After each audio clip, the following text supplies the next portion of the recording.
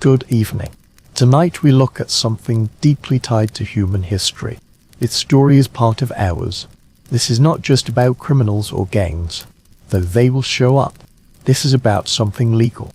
A poison that helped build nations, funded rebellions, and took more lives than every war last century. It did this with government approval, with help from scientists, and with modern business.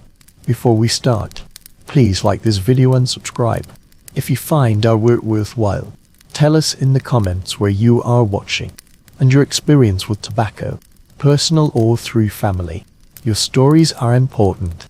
Now let's begin. Let's look at a past written in smoke. Long before companies or health warnings or cigarettes, there was a plant, Nicotine's tabacum. It grew plain and wild in the warm wet valleys of South America, especially near the Andes. The plant is quite pretty up close. It stands 3 to 6 feet tall, with wide, sticky leaves, covered in tiny hairs that catch water from air. In late summer it grows clusters of tubed flowers, soft pink or white blooms that open at night to smell sweet. But the leaves were the treasure, those big veined, slightly oily leaves. People have known them for at least 8,000 years, maybe more. Proof is scattered but points that way. Traces of nicotine are an old pipe residue on the teeth of ancient remains, and the art of cultures gone long before Europe came. Native peoples did not just use tobacco, they made it part of their spirit and community life. For some it was tied to the gods. Smoke carried prayers to the sky in rituals. The Aztecs named it Yotel, and thought it could heal and protect. Healers blew smoke over the ill, over fighters before war, over new babies. It was a bridge between worlds, a way to see more clearly. On Caribbean islands, the Taino people had a special way to use it. They rolled dried leaves into a rough tube, lit one end and breathed in from the other. They called this act tobacco, a word that later named the plant itself. It was both social and medicine. They used it for headaches, wounds and breathing troubles, not knowing the sad twist that would appear centuries later. Further south, in the Amazon, tribes grew any kinds of tobacco, each a bit different in strength and taste. Some made it into powder to sniff. Others made thick syrups to drink in ceremonies, bringing strong visions and sickness. It was not for fun like today. It was sacred, a tool for healing, for talking to spirits, for moving from one state of mind to another. The chemical that makes tobacco work, nicotine, is the plant's own defense. It kills insects that might eat the leaves. A caterpillar biting the plant will soon shake, its nerves overexcited muscles locked. It is a nerve poison shaped by millions of years, but in small amounts for people, it does something else. It wakes you up. It sharpens the mind. It brings a quick feeling of alertness, then a calm peace. Native peoples knew the right amount by instinct. Their use was controlled, part of ritual, part of a bigger meaning. No one smoked all day. No idea of using it from waking to sleep. It was strong medicine treated with care and respect. Then the ships came. October 12, 1492. Christopher Columbus and his crew reached the Bahamas. With that touch, two worlds apart for ages crashed together. The swap that followed changed the globe. Potatoes, tomatoes, corn and chocolate went east. Wheat, horses, cattle and smallpox went west. And among the things crossing the sea early on, beside gold and strange foods, was tobacco. Columbus was confused by it. In his notes from that first trip, he wrote that natives carried a dry herb they valued. They lit it and breathed the smoke, which seemed to give them joy and ease tiredness. He called it a curiosity, nothing more. Crew who tried it found it odd and harsh. Smoke burned their throats, made them dizzy and sick. They did not get why people liked it, but one sailor did not ignore it. A man named Rodrigo de Arez, maybe the first European to pick up the habit. He learned it from the Taino and kept smoking back in Spain. Neighbors seeing smoke from his mouth and nose were scared. They told the Spanish Inquisition, thinking he had a demon. He was jailed for 7 years. When freed, smoking tobacco was trendy across Europe. The world had caught up to him. The man who brought tobacco to Europe as something valuable was a Spanish doctor named Francisco Hearn and his data leader. In the 1570s, King Philip I sent him to Mexico to study New World plants. He returned with details on tobacco and its supposed health uses. He wrote how native healers used it for tooth itches, asthma, tumors and gut worms. But the real promoter, who turned tobacco from oddity to European craze, was Jean Nicotine, French ambassador to Portugal. In 1560, Nico took up tobacco seeds and grew them in Lisbon. He believed in its medical power and sent samples to the French court, including to Queen Mother Catherine de' Medici, who had bad headaches. She found snuffing tobacco powder helped. Pleased, she became a loud supporter. Nicotineasalegalpoison earned him a place in history. The plant was named Nicotine for him. The active chemical later got his name to nicotine, a fitting honor for the man who let this substance loose in Europe, though if it was honor or curse would be debated hard. Within a generation, tobacco raced across Europe. By 1600, it was grown and used in England, France, Spain, Portugal, Italy, and the Netherlands. It reached the Ottoman Empire, where people loved it. Turkish raiders took it along the Silk Road to Persia, India, China. Japanese traders got it from the Portuguese and brought it home. This was early world connection. A plant stuck in the Americas for thousands of years was suddenly everywhere, carried by European curiosity and money drive. And everywhere it caused argument. The early 1600s saw tobacco become the focus of one of the first big public health debates. Doctors were split often angrily. On one side were those who saw tobacco as a wonder cure, a fix for all ills. They prescribed it for plague, scurvy, poisoning, kidney stones, gout, worms, bad breath, and even cancer. They thought it dried out extra wetness in the body, an old idea from humor-based medicine. Books were written praising it. A Spanish doctor, Nicolas Monardes, published a popular book in 1571, titled Joyful News from the New World. He said tobacco cured 36 different sicknesses. The book was translated and sold well. Tobacco was sold as a health item, a natural remedy from the New World store. But others disagreed and they were loud. The most famous was King James I of England. In 1604 he wrote a fierce essay, a counterblasty to tobacco. It was a strong text, maybe the first big anti-smoking writing. James held nothing back. He called smoking a habit, hateful to the eye, bad to the nose, harmful to the brain, dangerous to the lungs, and in its black stinking fuel, most like the horrible smoke of the bottomless pit. He attacked the practice as immoral, a waste of money, and most of all how it enslaved users. He noted with disgust how men who started could not stop, how they smoked always at home, in taverns, even in church. He saw addiction, though he lacked the word, and knew it was a social sickness. James acted on his words. He put a huge tax rise on tobacco imports, raising the duty 4,000% almost overnight. An early try at what we now call a sin tax, meant to curb use by high cost. It failed badly. People just paid the higher price. Money flowed to the royal treasury, and James, seeing a gold mine, quietly dropped his moral fight. The king, who called tobacco the devil's weed, became its top tax collector. Moral and medical fights raged across Europe, and Russians and Michael banned smoking in 1634, calling it a sin. Those who broke the rule could have noses slit or be sent to Siberia. Ottoman Sultan Uridavi, a strict, harsh ruler, banned tobacco in 1633 and enforced it with deaths. Smokers were beheaded, hanged, or cut apart in public squares. In Japan, the Tokugawa shogunate issued many bans in the 17th century. None worked. Every ban was lifted or ignored. The plant was too profitable, too pleasant, too set in social ways. Tobacco had passed a line. It was not just a crop or medicine.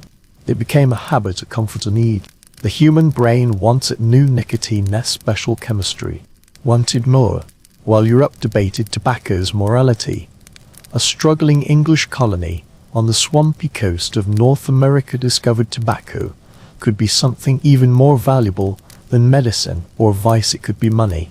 Jamestown, Virginia, established in 1607, was a disaster. The settlers, many expecting to find gold, were unprepared for survival. They starved, died of disease, and fought with the Powhatan Confederacy. By 1610, only 60 of the original 500 settlers remained alive. What saved Jamestown was not gold or zeal. It was a plant. In 1612, a settler named John Rolfe began experimenting. He crossed local tobacco with a sweeter Caribbean variety. The result was a milder leaf Europeans would buy eagerly. The first shipment of 4 barrels was sent to England in 1614 and sold immediately. The Virginia Company saw their salvation. Every plot of land in Jamestown was soon planted with tobacco. Farmers made 6 times more profit from tobacco than food. Within a decade, Virginia exported 50,000 pounds of tobacco annually. By 1630, that number exploded to 1.5 million. The colony was now prosperous, saved by a cash crop. But this prosperity had a terrible cost. Tobacco cultivation was brutally labor-intensive. It required constant attention, weeding, pruning, harvesting, and curing. Initially, the work was done by indentured servants, for Europeans working for passage. But they were never enough. Mortality was high, and survivors often left to claim their own land. Plantation owners needed a larger, cheaper, permanent labor force. They found it in the transatlantic slave trade. The first enslaved Africans arrived in Virginia in 1619, just after Rolfe's first harvest. As tobacco boomed, laws were written to make slavery hereditary and race-based. The wealth of the South was built by enslaved people in tobacco fields.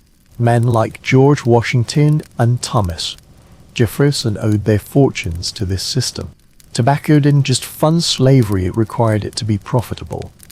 The crop that Europeans associated with freedom was built on a complete denial of freedom. Every puff of smoke in London was made possible by the lash in the chain. Tobacco became currency. Debts, dowries, and taxes were paid in pounds of tobacco. When the American Revolution came, tobacco exports helped secure French support. The revolution was partly financed by tobacco sales. The plant King James called loathsomes had become a nation's foundation. For most of its history, tobacco was consumed in many forms, but rarely as we know it today. Wealthy men used snuff. Working men chewed it. Pipes were everywhere. Cigars were a luxury. Cigarettes existed but were rare and hand-rolled, associated with the poorer form. They were sometimes called coffin nails. Everything changed with 2 things: a machine and a war. In 1802, James Bonsuck patented a machine that could roll cigarettes automatically. A skilled hand roller made 3,000 a day. Bonsuck's machine made 120. Zorro, James Buchanan Duke, a tobacco baron, saw the potential. He got the rights to the machine and built his empire on it. He could produce cigarettes more cheaply than anyone, but he needed to create demand. So Duke became a pioneer of modern advertising. He used colorful collectible cards in each pack, featuring baseball players and actresses. He put up billboards and gave away millions of free samples. He targeted women, suggesting smoking was a symbol of independence. He created brands with names like Duke of Durham and Cameo. It worked.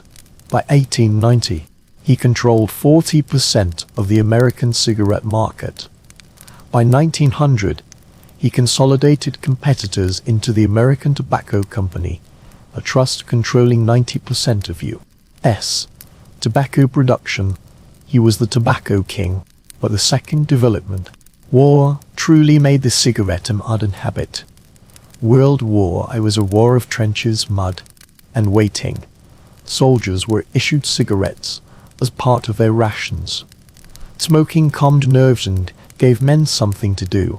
The military demand was staggering. The British Army gave out hundreds of millions of cigarettes. American General John J.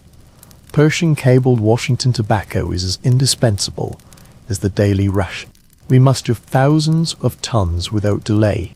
The cigarette became a symbol of the soldier masculine, courageous. When soldiers returned home, they brought the habit with them. Millions of young men came back addicted.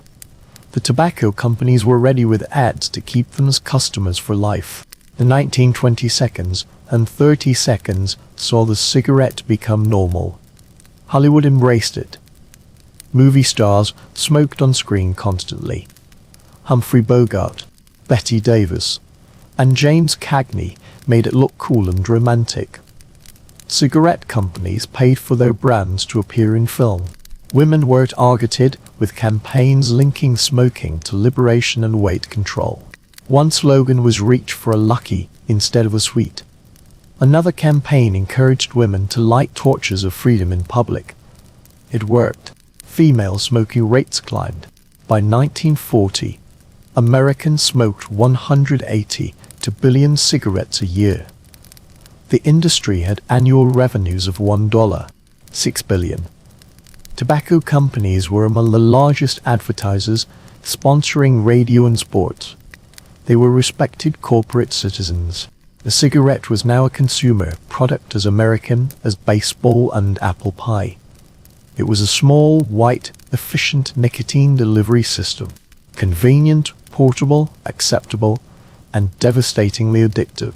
And no one, not companies, not government, not doctors, publicly acknowledged what a few researchers were starting to suspect: this product was killing people by the millions. The first whispers of concern came from doctors. In the early 1900 seconds, lung cancer was rare. By the 1930 seconds, rates began to climb. Doctors in cities noticed a pattern. Most lung cancer patients were heavy smokers. The first strong scientific evidence came from Nazi Germany, an uncomfortable irony. German researchers in the 1930 seconds, supported by Hitler's anti-smoking government, conducted early studies. They found a clear link between smoking and lung cancer. But after WWII, this research was ignored, tainted by its Nazi source. The tobacco industry would later use this, suggesting concerns were totalitarian. The real breakthrough came in the late 1940 seconds and 1950 seconds. In 1950, Ernst Winder in the U.S. and Richard Doll in the U.K. published studies linking cigarettes to lung cancer. The findings were unambiguous. Smokers had a much higher risk. Doll, a smoker himself, quit when he saw his data. He then launched a long-term study, following 40,000 British doctors for decades. The results were devastating.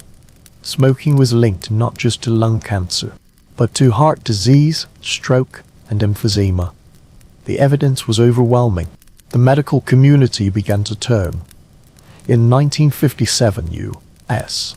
Surgeon General Leroy Burney declared a causal relationship between smoking and lung cancer. It was a watershed moment, the first official government acknowledgement of the danger. But acknowledgement is not action. The tobacco industry, facing an existential threat, did not panic. They organized. On December 15, 1953, the heads of America's biggest tobacco companies met in New York. They hired a public relations firm to manage the crisis. Their strategy was not to deny the science directly. They would create doubt. They would fund their own research, form their own scientific groups, and manufacture a debate where none existed.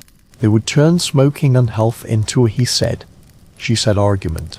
On January 4, 1954, they published a full -page ad in 448 newspapers across America, titled A Frank Statement to Cigarette Smokers. It expressed concern, acknowledged questions, and pledged to fund independent research. It sounded responsible. It was the start of a decades-long campaign of deception. The Tobacco Industry Research Committee later, The Council for Tobacco Research funded studies on everything except the link to disease. Studies on stress, genetics, air pollution, anything to suggest other causes for lung cancer. They hired respected scientists to testify and write pieces casting doubt. Their goal was not to prove safety, but to say the question was still open, that more research was needed. This strategy of manufactured doubt was borrowed from asbestos and lead industries. Find small uncertainties in science, magnify them, fund contrarian voices, and insist on no action until absolute certainty. Since science never offers absolute certainty, this meant infinite delay. Internal documents, revealed decades later through lawsuits, showed tobacco executives knew the truth all along.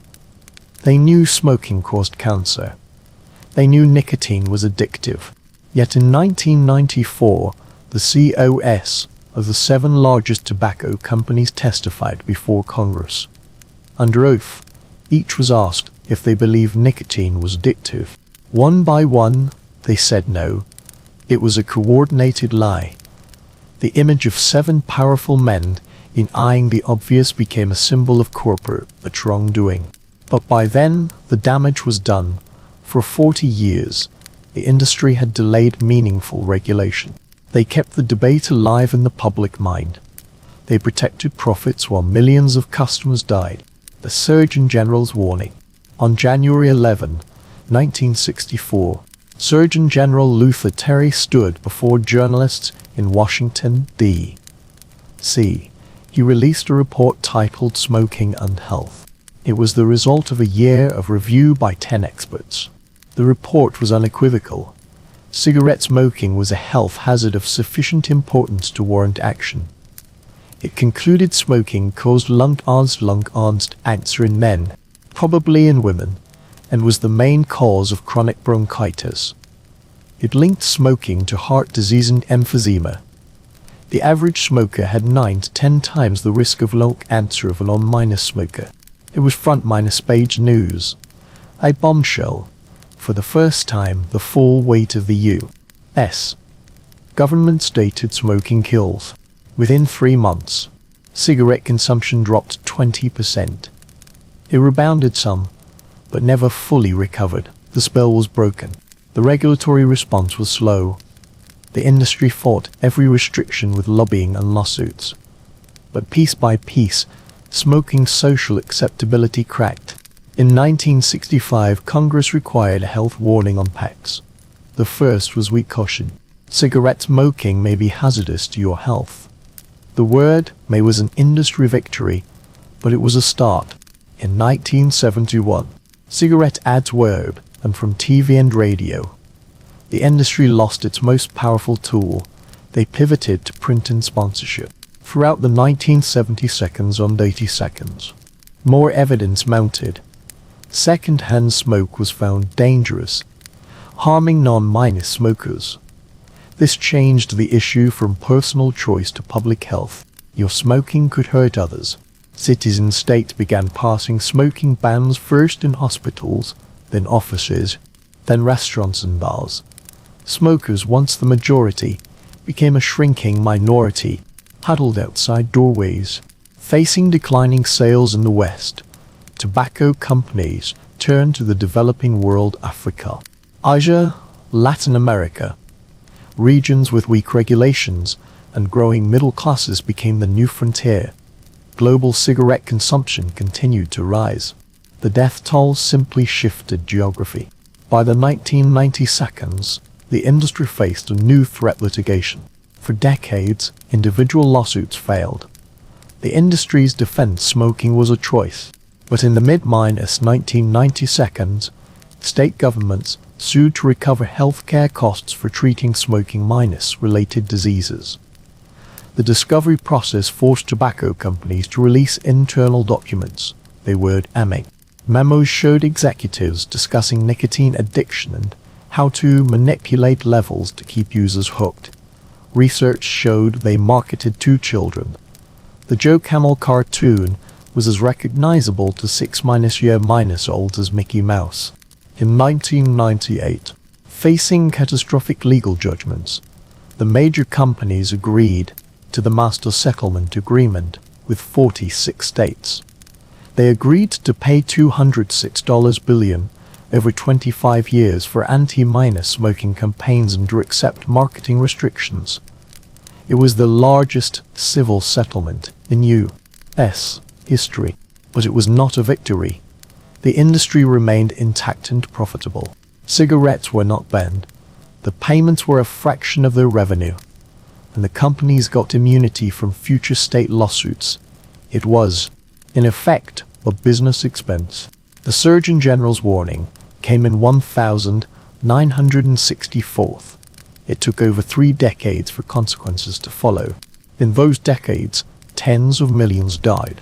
To understand why tobacco is so hard to quit, we must look at the brain and nicotine. Nicotine is a small molecule. When you light a cigarette, it's carried in smoke deep into the lungs. Lungs are designed to absorb oxygen, and they absorb nicotine just as efficiently.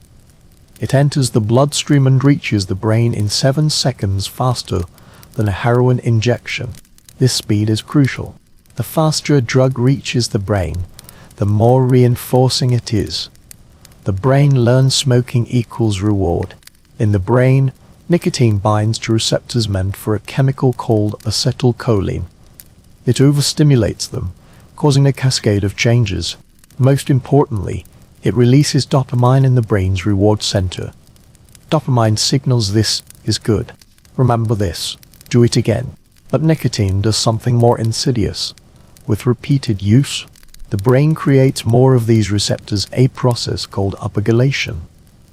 Within weeks of regular smoking, a person can have twice as many receptors as an non-minor smoker. This is the physical basis of addiction. Those extra receptors need stimulation. When nicotine levels drop, the brain sends signals of distress. The smoker feels irritable, anxious, unable to concentrate. The only relief is another cigarette. This is why quitting is so hard. It's not about willpower. The brain has been physically altered. To quit, a person must endure weeks or months of numerical imbalance, while the brain slowly returns to normal. Nicotine has another trick. It's both a stimulant and a sedative. A morning cigarette wakes you up. Wandering stress calms you down. Smokers use cigarettes to regulate their mood all day. They're addicted not just to nicotine, but to the ritual, the reliable pattern of craving and satisfaction. Tobacco companies understood this. Internal documents from the 1960s and 70s show they studied nicotine's effects. They called cigarettes nicotine delivery devices. They added ammonia to tobacco, which freed nicotine for faster brain absorption, similar to how crack cocaine is made. They engineered cigarettes to be maximally addictive, while publicly saying nicotine was no more addictive than coffee. The tragic irony: nicotine itself is not very harmful. It raises heart rate slightly, like coffee. The real killer is the delivery system. Burning tobacco creates over 7,000 chemicals, at least 70 known carcinogens. Tar coats the lungs. Carbon monoxide reduces oxygen. Smoke causes inflammation, leading to emphysema and cancer. Nicotine is the hook. The smoke is the killer. The cigarette combines them in a package perfectly designed to create and maintain addiction. By the end of the 20th century, tobacco had become the leading cause of preventable death in human history. The numbers are staggering. In the 20th century alone, tobacco killed approximately 100 million people, more than all wars and disasters of that century combined. The World Health Organization estimates that in the 21st century, if trends continue, tobacco will kill 1 billion people. Each one is an individual death, a person gasping for breath, a family watching helplessly. The geography of devastation has shifted. In the 1960s, smoking rates were highest in the developed world. As regulations tightened, rates fell. In the U.S., Adult smoking dropped from 40% in 1965 to around 12% in 2020, but the industry globalized. They turned to the developing world where regulations were weak. China became the world's largest tobacco market. Today, over 300 million Chinese smoke, more than the entire U.S. population. Nearly 40% of all cigarettes smoked globally are in China. By 2050, tobacco may kill 3 million Chinese annually. Indonesia has one of the highest smoking rates.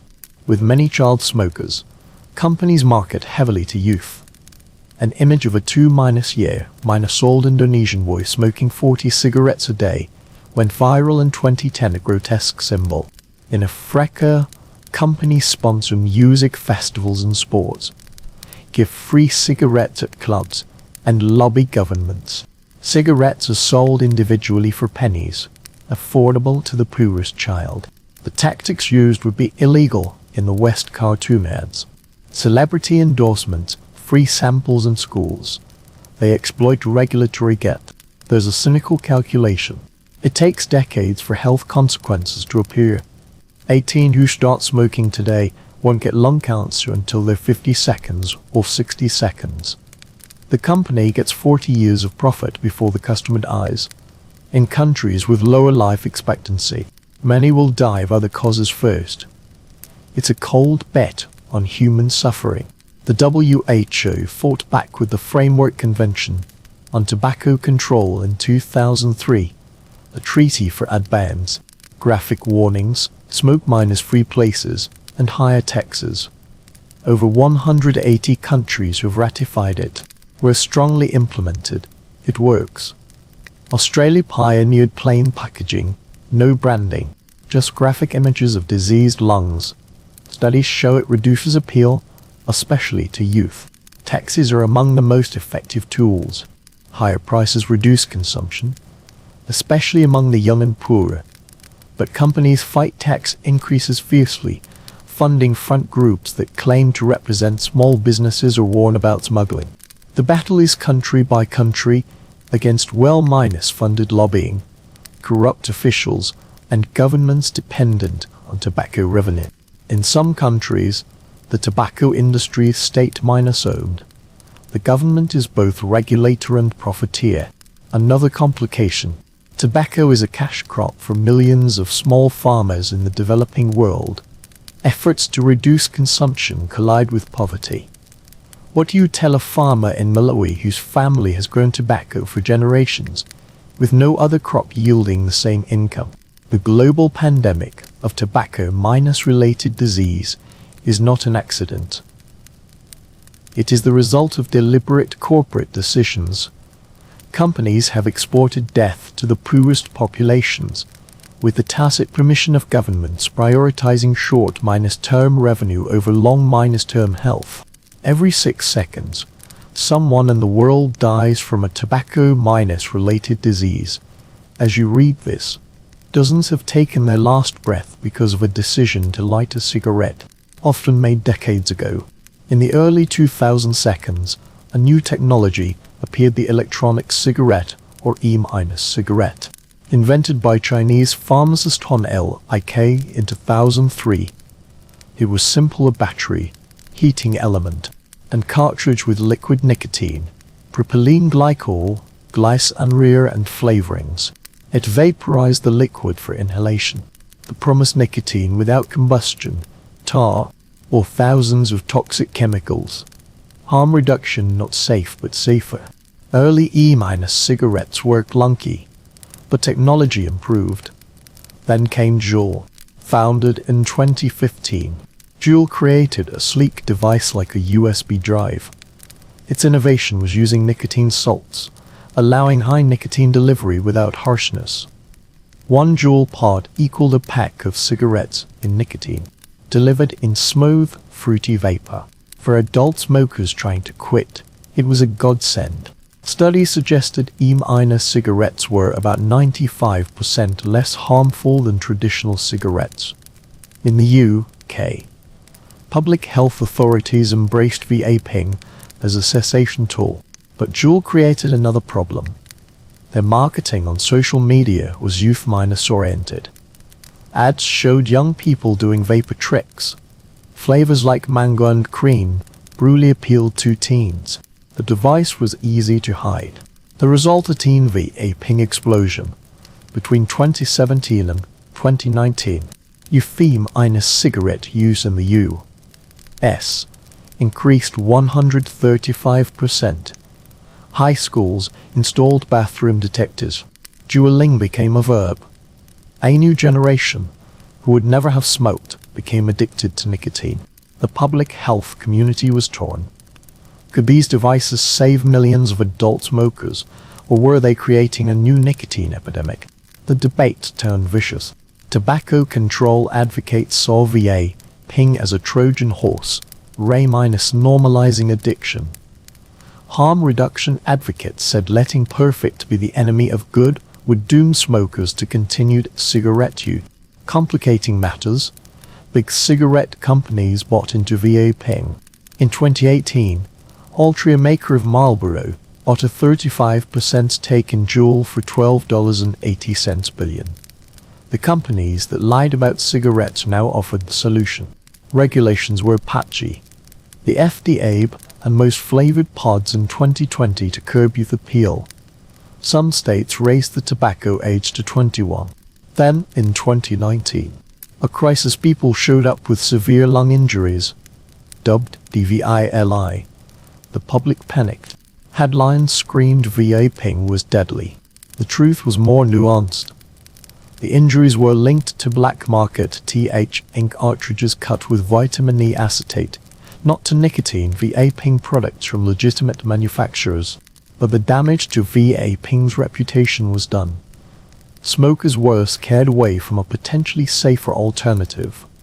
Some vapers returned to cigarettes. The harm reduction paradox. A technology that could save millions was undermined by youth use, sensational media, regulatory confusion, and deep distrust of the industry. Can nicotine be decoupled from the cigarette? Can adults have access to less harmful products while preventing youth from starting? Or is any nicotine delivery system perpetuating addiction? The answer lies in pragmatic policies that acknowledge addiction while minimizing harm, but that requires trust, and trust in tobacco is in short supply. Tobacco is phenomenally profitable. The global industry generates over $800 billion annually. Profit margins are often 40% or higher. The product is cheap to produce, the value is in the brand, distribution, and addicted customers. A pack minus a minus day smoker spends $2,500 minus $3,000 yearly in the U.S. Over a lifetime, that's $100,000 or more. Multiply by hundreds of millions globally. Governments are also addicted to tobacco revenue. In many countries, tobacco taxes fund schools, roads, healthcare. Politicians are reluctant to kill this revenue stream, even as it kills constituents. Tobacco companies have evolved into sophisticated multinationals. They employ armies of lobbyists, fund think tanks, and threaten lawsuits against regulations. When Australia introduced plain packaging, they sued and lost, but the legal fight cost millions, chilling other countries. The industry engages in corporate social responsibility, funding anti-minor smoking programs. Its appeal strategy spending is a tiny fraction of marketing budgets. There's also the agricultural dimension. Tobacco farming provides income to millions of small farmers. Efforts to reduce cultivation meet resistance. But the economics are exploitative. Most farmers work under contract, trapped in debt. The work is dangerous, with child labor common. Children absorb nicotine through their skin and miss school. The industry points to economic benefits, jobs, exports. But the benefits are short minus term invisible. The cost: healthcare, lost productivity, environmental damage, accumulate over decades. By then, regions are locked into dependence. Breaking this cycle requires political will, international cooperation, and confronting powerful interests. It requires governments to prioritize long-term health over short-term revenue. It requires wealthy countries to help tobacco-dependent economies transition. None of this is easy. We stand at a strange moment. In the developed world, smoking is declining, marginalized. In the developing world, it is rising, a slow-motion catastrophe. In the middle are new technologies and products. Some talk of a tobacco endgame strategies to eliminate smoking within a generation. New Zealand plans to make it illegal for anyone born after 2004 to ever buy tobacco, creating a smoke-free generation. Others propose mandating reduced nicotine in cigarettes, making them less addictive. The FDA has considered this. All approaches have merits and drawbacks. The question is whether any society has the political will to implement them, to withstand lobbying on claims of nanny-state tyranny. The industry's response is rebranding. Philip Morris International says it wants a smoke-free future, investing in heated tobacco products like IQOS. They market these as harm reduction. It's a clever strategy, position themselves as part of the solution, create new revenue streams, and keep customers addicted to nicotine in a different form. Whether this is genuine change or the latest manipulation is debated. There is no single solution. Tobacco is too embedded in global agriculture, too profitable, too addictive. Progress will be incremental, messy, and uneven. The age of smoking's cultural dominance is over. The Marlboro Man is dead. The image of sophistication is replaced by diseased lungs. A child born today in the developed world will find smoking as alien as bloodletting. But a child born in Lagos or Jakarta may grow up where tobacco is everywhere, still marketed, still acceptable. They may become the next customer, part of the billion deaths projected for this century. We return to where we began. A plant whose smoke humanity found irresistible. For millennia, it was sacred, controlled. Then it became a commodity, a driver of empires and enslavement. We took a plant used with wisdom and restraint, industrialized it, addicted billions, and killed hundreds of millions. The companies that profited are still here, still selling. They have paid fines, but no executive has gone to prison. Governments dependent on revenue have never fully reckoned with their complicity.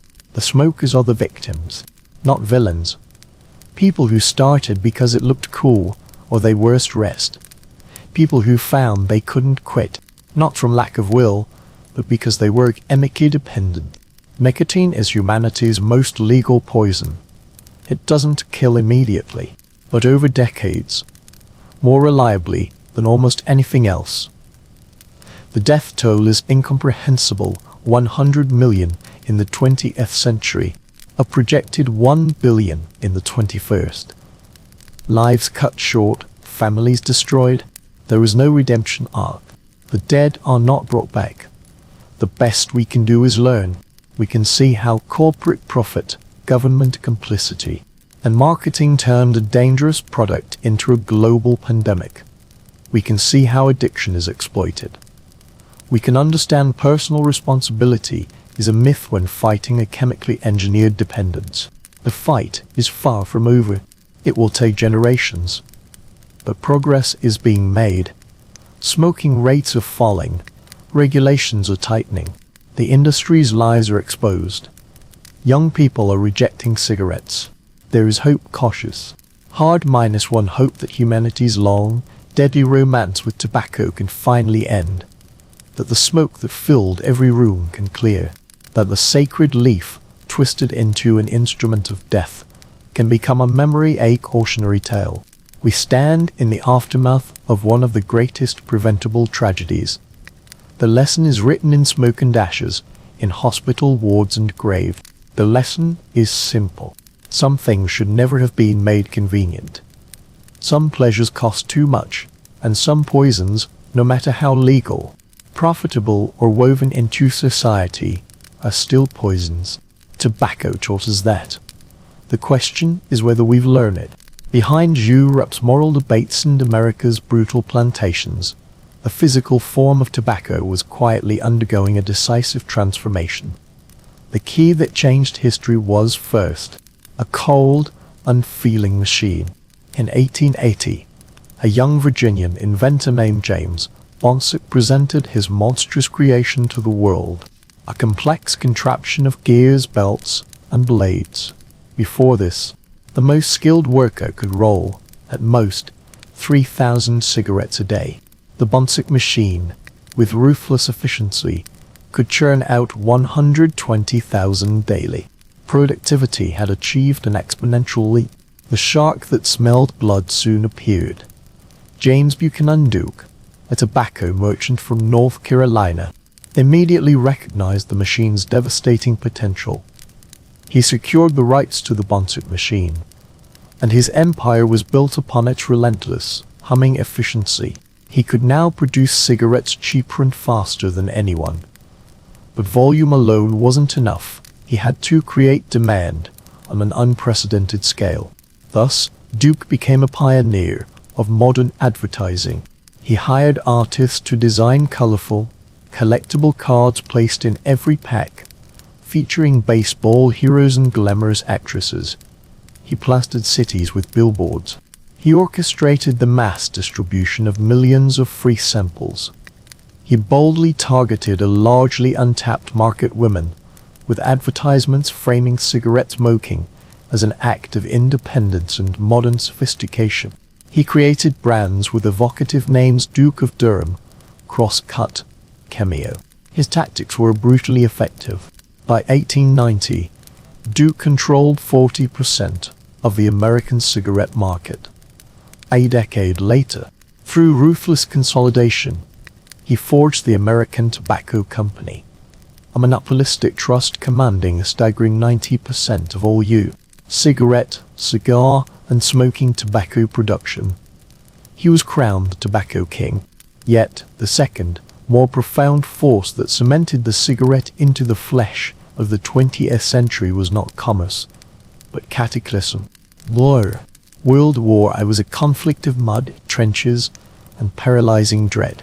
For soldiers dwelling in this hellscape, governments issued cigarettes as standard rations. Smoking was actively encouraged. It calmed shattered nerves. It gave trembling hands something to do during the unbearable lulls between barrages. In the face of mechanized horror, the cigarette became a tiny, reliable bastion of personal solace. The military's appetite was insatiable. The British Army alone distributed hundreds of millions of cigarettes to its troops. American General John J. Pershing famously cabled Washington, "Tobacco is as indispensable as the daily ration. We must have thousands of tons without delay." The cigarette transformed into a powerful icon, the soldier's companion, a symbol of weary masculinity, of courage grasped in brief, smoky moments.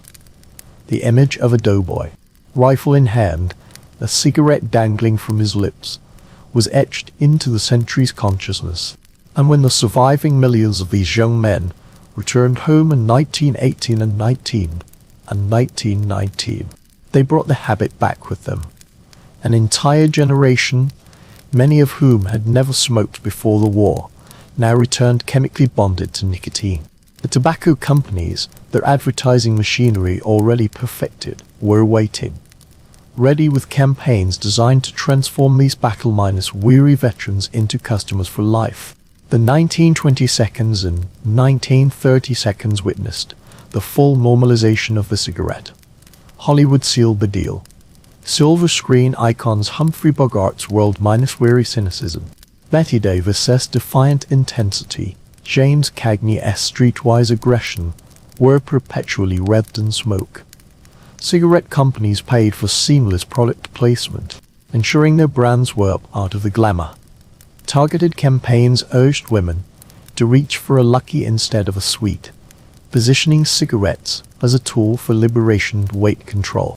By 1940, Americans were smoking 182 billion cigarettes annually. The cigarette had completed its metamorphosis. It was no longer a curious vice or a soldier's crutch. It was a mass-produced consumer necessity. as American as the assembly line itself, a sleek, white, perfectly engineered nicotine delivery system. Convenient, cheap, socially endorsed, and devastatingly addictive. And, as the smoke settled over a booming, modern society, a faint, troubling whisper began to stir in the hallways of medicine. A whisper that would grow into the defining confrontation of the next half-century. No one yet dared say it loudly, but in distant laboratories, a terrifying truth was beginning to crystallize. A symbol of modern life was a meticulously designed instrument of mass death. As cigarette smoke permeated every corner of mid-20th century life, from executive suites to factory floors, from Hollywood sound stages to living rooms, a counter-current was quietly coalescing in the hushed laboratories of medical science. It was a slow dawning, disquieting awareness. At the dawn of the 1900 seconds, lung cancer had been a medical rarity. By the 1930 seconds, however, clinicians in major cities like London, Berlin, and New York began noting a perplexing trend. Hospital wards, once seldom marked for this obscure disease, were seeing more cases.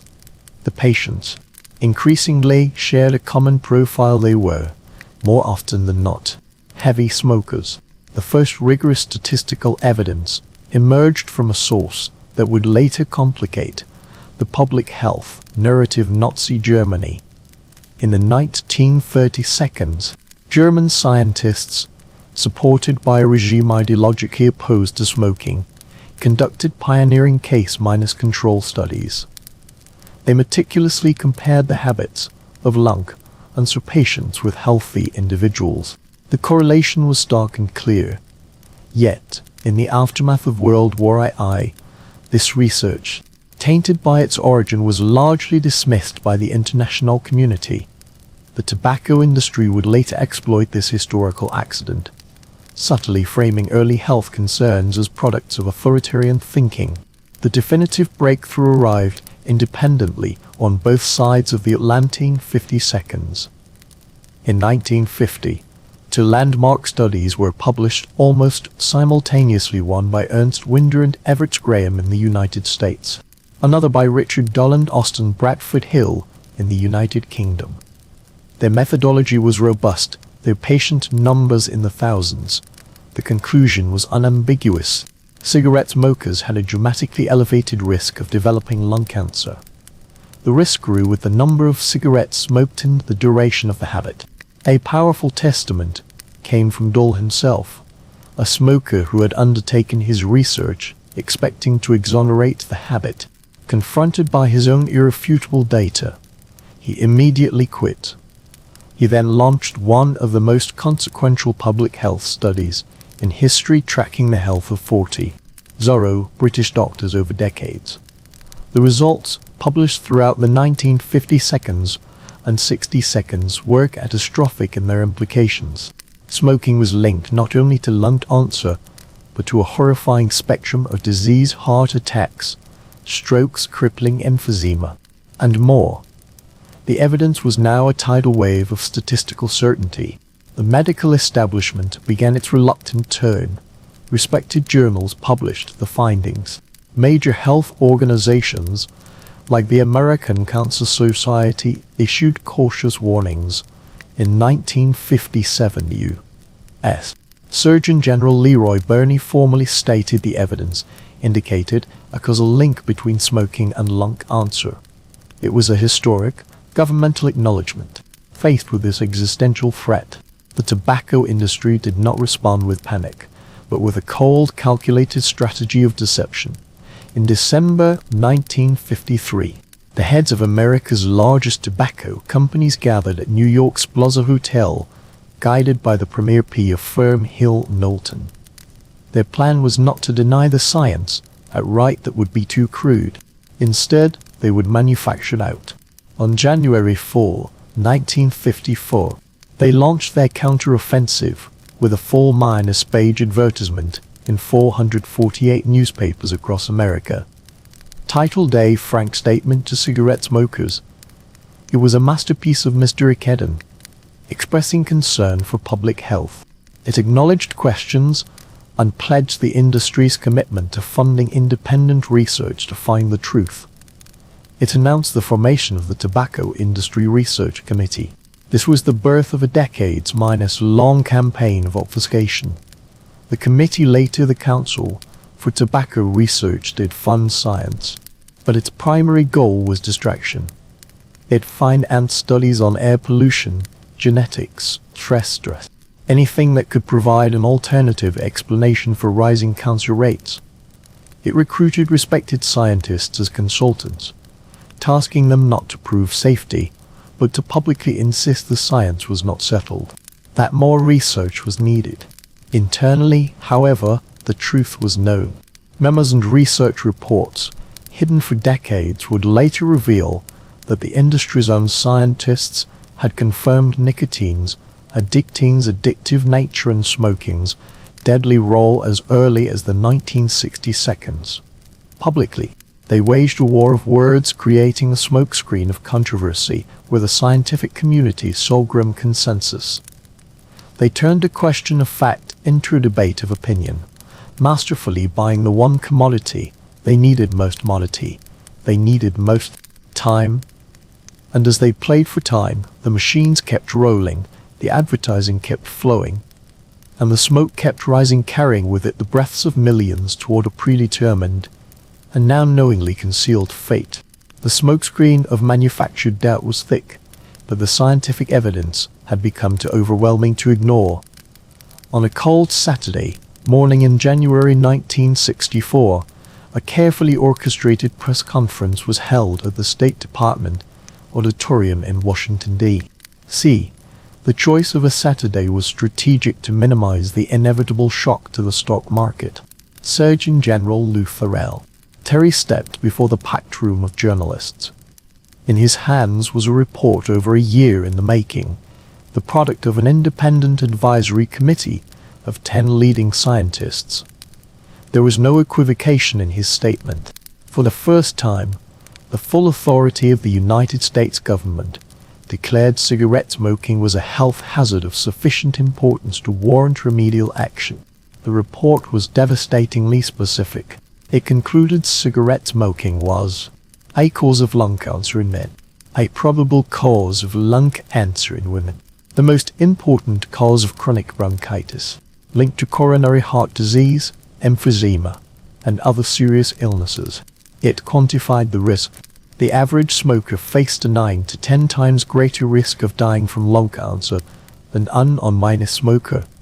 The Smoking and Health Report was a cultural detonation. Headlines screamed across the nation. For millions of smokers, the private, nagging fear was now a public, official condemnation.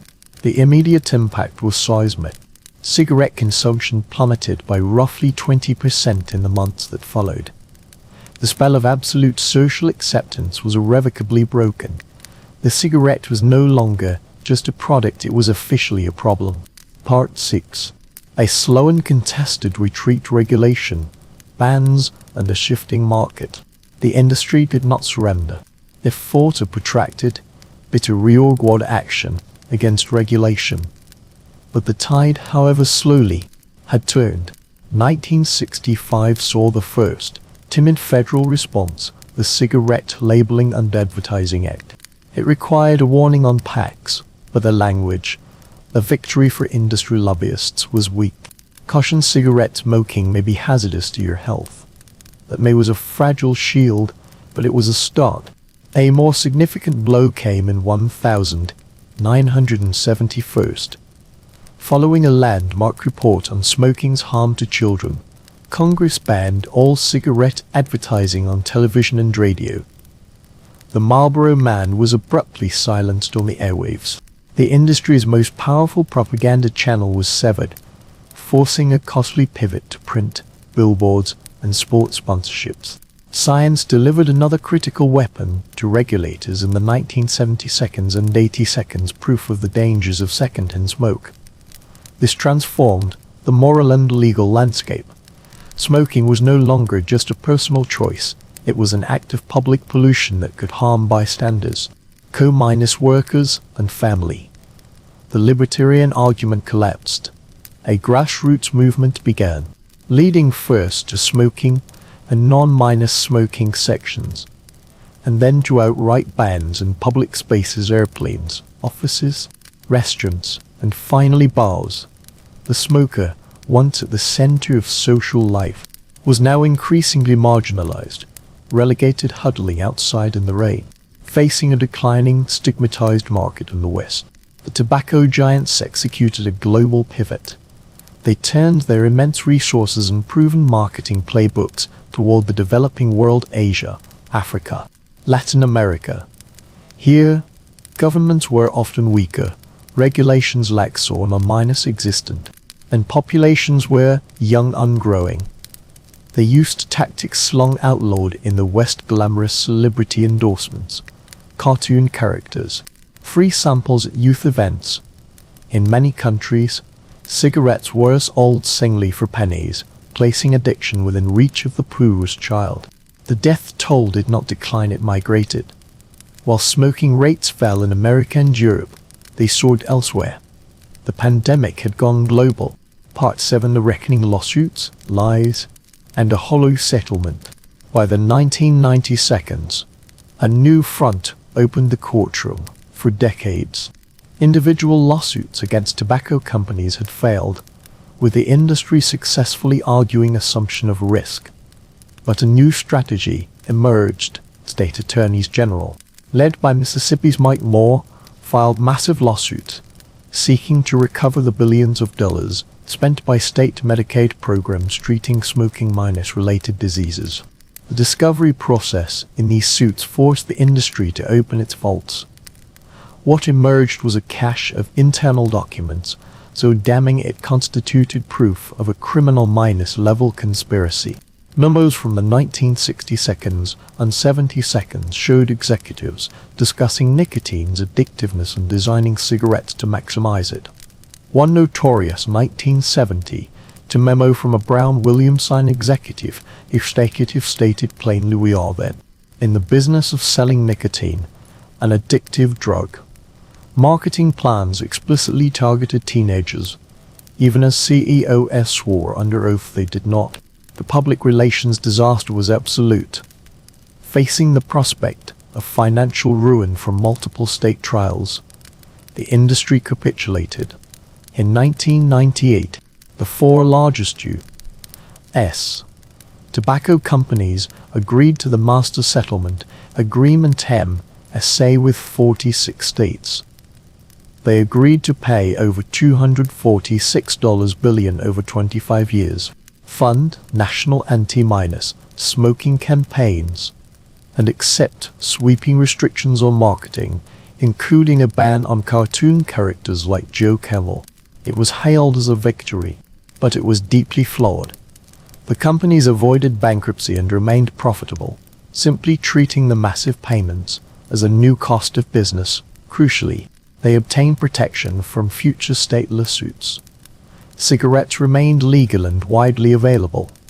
The settlement was less a punishment than unnegotiated truce that allowed an mortally wounded industry to survive and continue its deadly trade, both at home and with renewed vigor abroad. Part 8: The Modern Paradox. Cigarettes and the battle for the future. The 21st century brought a technological twist: the electronic cigarette. Pioneered in China, these devices promised harm reduction, delivering nicotine without the deadly torrent combustion of traditional cigarettes. By the 2010s, sleek, high-tech devices like Juul dominated the market, using nicotine salts to deliver a potent dose with a smooth feel. The public health community fractured. Some saw cigarettes as a historic opportunity, a far less harmful alternative that could save millions of smokers' lives. The UK's National Health Service actively promoted them as quitting tools. Others saw a Trojan horse. Companies like Juul, later partly owned by Altria, the maker of Marlboro, used social media and sweet flavors like mango and cream brulee, sparking an epidemic of nicotine addiction among a new generation of teenagers who had never smoked. The debate became acrimonious: was this a net public health benefit or a disaster? The situation was further muddied by the 2019 EVA-ALI lung injury crisis, initially unwrongly blamed on nicotine vaping, which was later traced to black minus market THC cartridges.